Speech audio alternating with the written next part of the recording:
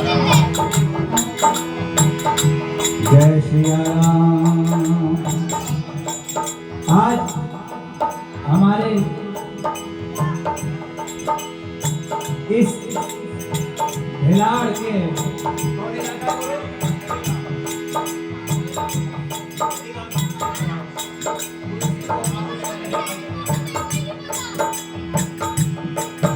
सारी गांव तुलसी row house के अंतर्गत चौबे परिवार की तरफ से ये रामचरितमानस के अखंड पाठ का बच्चा लोग keep silence please keep silence, don't do noise. Tulsi row house के इस प्रांगण में हमारे चौबे परिवार जी की तरफ से अखंड ज्योत ब्रह्मांड के नायक मर्यादा पुरुषोत्तम श्री रामचंद्र जी के भक्त शिरोमणि हनुमंत लाल जी महाराज जी की गाथा और माता सीता जी का व्यथा, प्रभु श्री राम जी के आदर्श, पुरुषोत्तम कहते हैं पुरुषों में उत्तम एक मर्यादा मनुष्य को सिखा दिया हमारे प्रभु श्री रामचंद्र जी ने। इसीलिए कभी बिंदु जी लिखते हैं क्या, हमें निज धर्म पर चलना सिखाती रोज रामायण, हमें निज धर्म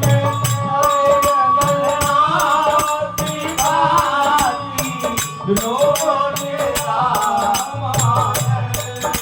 सदा शुभ आचरण करना सिखाती रोज रामायण,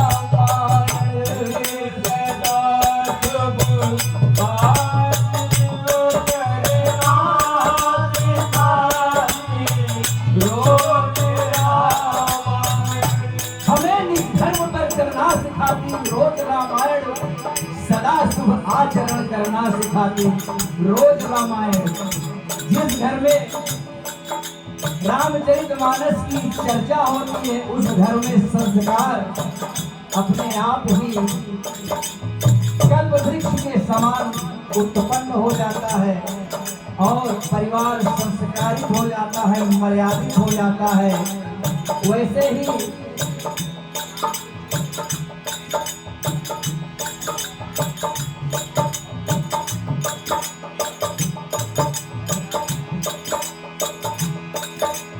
हमारे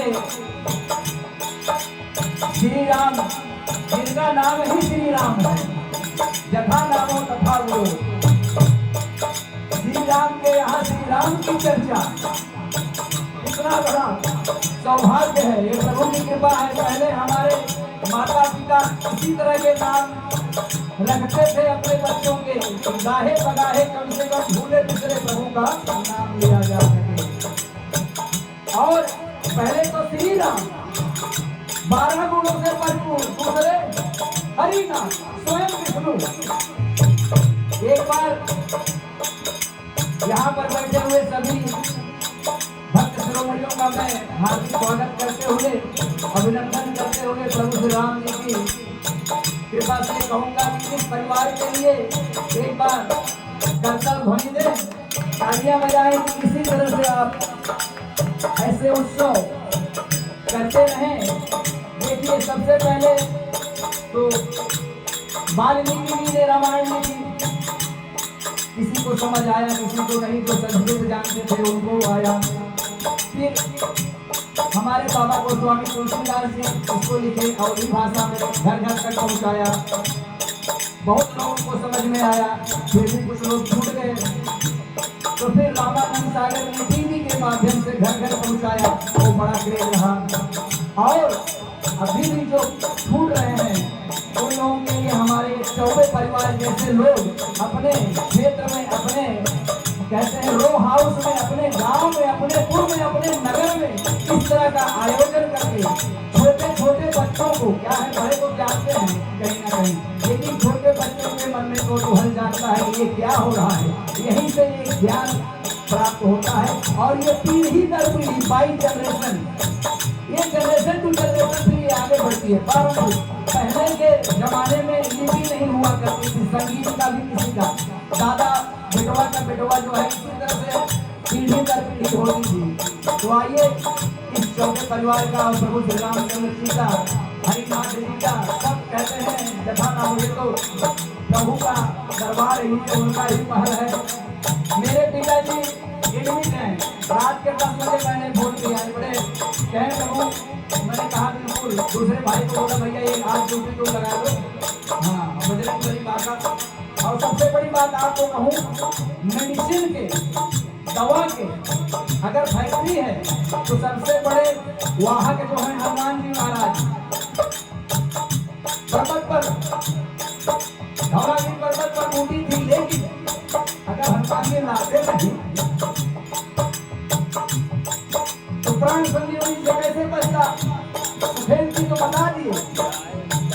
इसलिए हमारे हनुमान जी महाराज जी की कृपा ऐसे सब पर बनी रहे, महामृत्युंजय का आशीर्वाद बना रहे, भोलेनाथ सब पर कृपा बनाए रखे।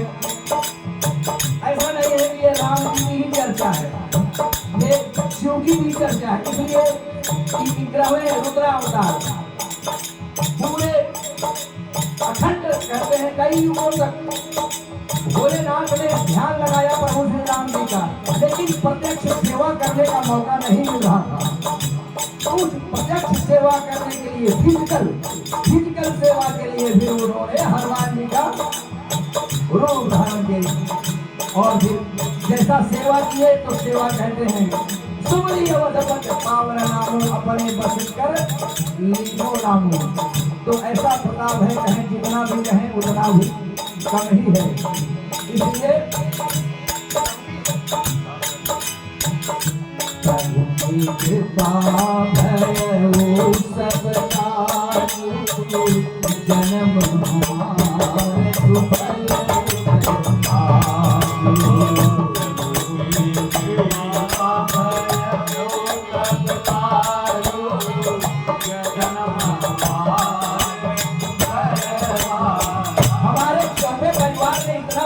संपूर्ण रखा है।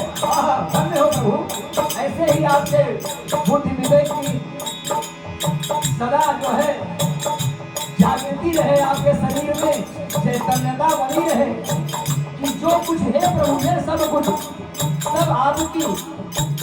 जब लंका दहन करके प्रभु श्री राम जी के सामने हनुमान जी प्रस्तुत होते हैं